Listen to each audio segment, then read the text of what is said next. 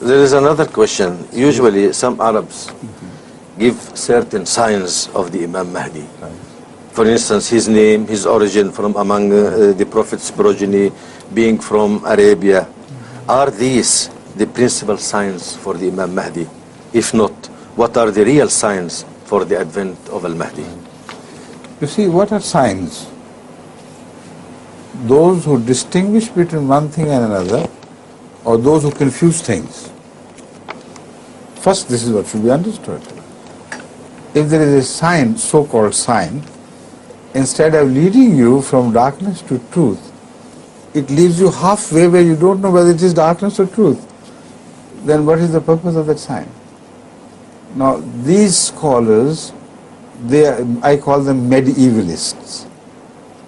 They do not go all the way back to Hazrat Rasul Kareem Sallallahu Alaihi Wasallam and understand his prophecies in the light of the wisest of prophets, who spoke like Jesus Christ, sometimes in parables, sometimes in metaphors, but stop midway and look at the scholars born during the politicization of Islam in that period, who were very harsh in their attitude, very, sword-minded, trigger-happy people. So they understood Islam with reference to whatever they knew of that age. And the mullahs of today, I don't understand their attitude. Instead of going all the way back to Rasul Kareem Sallallahu Alaihi Wasallam and the Quran and trying to infer sensible, acceptable meaning with reference to this age, they return halfway and stop there and say, Mullah said this, Mullah said that, and that Imam said this, and that Imam said that. As he understood, he must have been right. And they destroy the whole thing with reference to the Quran and the Hadith, and they lose the meaning. Now, during that period, many traditions were in rotation. And those traditions, as I understand, if they contradicted each other, they could not be all true. If they apparently contradicted each other and you delve deeper into them, you could have found some system of reconciliation and compromise. But they did not bother about it. These ulama of that age period, they accepted everything verbatim, word for word, exactly as it is. And they didn't bother to consider that this will create problems, contradictions attributed to Muhammad Sallallahu Alaihi Wasallam. And they didn't bother to see that these things can happen accidentally as well.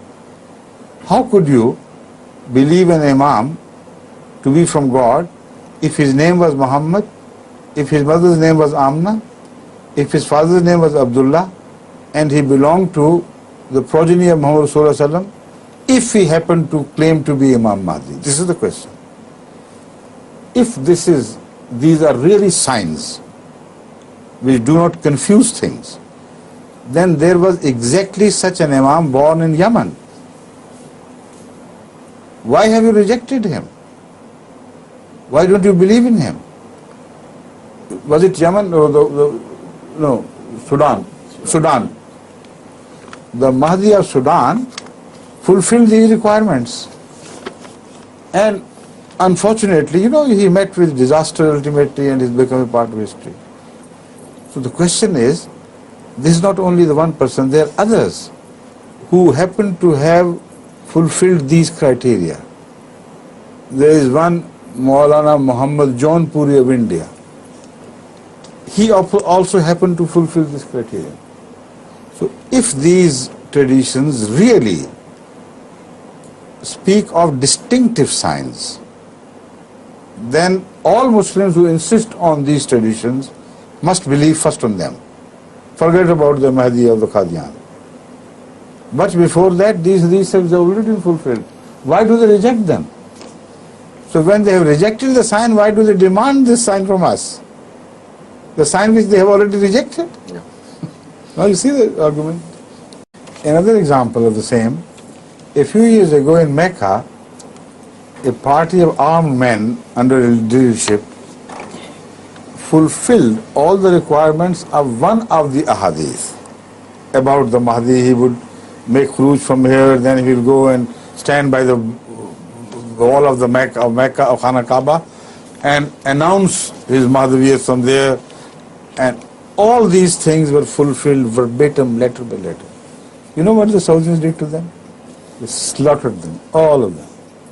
Did not spare a single soul. So when a Mahdi fulfills these requirements which you demand from us to be full literally, you slaughter them. So which Mahdi would you believe in then? You see? Now another hadith. Now if you take these hadiths literally, you know what would happen? There is one hadith which tells us that yudfanu ma'i fi qabri. The Mahdi, and also it is said about Jesus Christ, yudfanu ma'i fi qabri. Now it's not by my side, it is fi qabri. Mudfanu ma'i may be misunderstood as by my side, but no, it's fi qabri, in my grave. Now they say, ask the mullahs from Pakistan, you know, they many times come and inquire from me. Said, where did Hazrat Mirza Sahib die? Where did he die? I said, in Lahore. Where was he buried? I said, in Qadian. You see, this is hadith. Yudfanu ma'i fi qabri. I said, all right. First of all, tell me, is there any one single Muslim today living who would dare anybody to open the grave of Hazrat Muhammad Rasulullah Sallallahu and bury anyone, whatever he is? He would rather die, slaughtered himself, than permit anybody to dishonor this grave. He said, no. I said, if somebody claims to be a Mahdi, would you permit him? Would you promise him that, all right, we will bury you in that grave? No, what you will say would be a different thing. You will say, you are the Mahdi, okay. If you are the Mahdi, you must fulfill the traditions. And that means when you die, if you are buried in that grave, then we will accept you, not before that. All the life he is denied, poor man. See, as a false man, because the hadith is not fulfilled. When he dies as a false man, who would bury him in that grave? How on earth could you fulfill this? Use wisdom, common sense. You know, I can suggest a meaning which applies to which if applied to the touchstone of common sense and human nature, reads so well, so beautiful. When you say somebody is like me in origin, somebody is like me in death, don't oppose him. You can express it that as if my father is his father, my mother is his mother, my name is his name. Don't separate us as far as our birth and coming into the world is concerned. We come from the same source. This is an expression also in other languages. Yes. And when you say somebody dies my death, that is a holy death, there is nothing wrong with that. You say as if he is in my grave. In Urdu we say, will you be buried in his grave? Which means that do you have the same end as he has? So this could be the only meaning of these traditions. But they are not signs as separating the confusion from the clear truth. Because as I have expressed already, they lead from something to confusion, and insoluble confusion. After that, I'll quote a hadith which I consider a sign. You can all criticize this if you please. You are invited to do whatever you like. Can we add to this the saying that he is from my progeny, he is from Fatima, my daughter? Of that, I'll come The later. same meaning? It's a Okay. separate question. Okay. Because I don't want to confuse it here. Yes, okay. These ahadith, these traditions should be understood with reference to a verse of Jesus regarding Jesus Christ. You understand the verse, then you understand these ahadiths. If you don't understand the verse, you will not understand. It is the Holy Quran tells that Jesus said, Salamun alayya yawma wulidtu wa yawma amutu wa yawma ubathu hayya. So, Wiladat and Maut, they are referred by Jesus. And with reference to the future Imam, Hazrat Muhammad Sallallahu Alaihi Wasallam is also speaking in the same terms. That his Wiladat will be holy as well as with peace from Allah, and as well as his death. So don't mock at him, don't laugh at him, don't separate him from me. If you do it, you will be separating him from me, you know. No. So these things are metaphorical, spiritual things. They should be understood in relation to the Quranic versions, Quranic verses. Now, one tradition, you know, there's so many traditions. There are other things which I must point out, that no Mahdi could be considered as Mahdi who has lived his life and Jesus has not appeared during his lifetime. This is something very important which should be understood by all these people who are in search of a sign. Hazrat Muhammad Rasulullah is consistent on this, that Mahdi would appear first and then Jesus Christ. And both will share the same age. So all the Mahdis, whether they are Shia Mahdis or Sunni Mahdis of the past, do not qualify this test. They're out of the contest. Secondly, there is a tradition which, and this is why, you know, surprisingly, nobody claimed to be Messiah, because they thought he would descend from heaven. And no false man could make him appear from heaven, you know. So surprisingly, they all claim about Mahdiyyat, but don't claim about Messiah. They know it's not possible for them because their understanding about Messiah was wrong, and it could not be fulfilled according to their understanding. That the prophecy could not be fulfilled according to their understanding. Now let's turn to another tradition which speaks of heavenly signs, which are beyond the scope of any man. Hazrat Rasul Kareem Sallallahu Alaihi Wasallam speaks of the two signs in the words, وَإِنَّ لِمَهْدِيِّنَا آيَتَيْنِ لَمْ تَكُونَا مُنْذُ خَلْقِ السَّمَاوَاتِ وَالْأَرْضِ أَوَّلُهَا أَنْ يَنْكَسِفَ الْقَمَرُ فِي أَوَّلِ لَيْلَةٍ مِّنْ رَمَضَانَ وَتَنْكَسِفُ الشَّمْسُ فِي النِّصْفِ مِنْهُ وَلَمْ تَكُونَا مُنْذُ خَلْقِ السَّمَاوَاتِ وَالْأَرْضِ. I have already spoken on this, haven't I? Yes, but with no detail. No detail.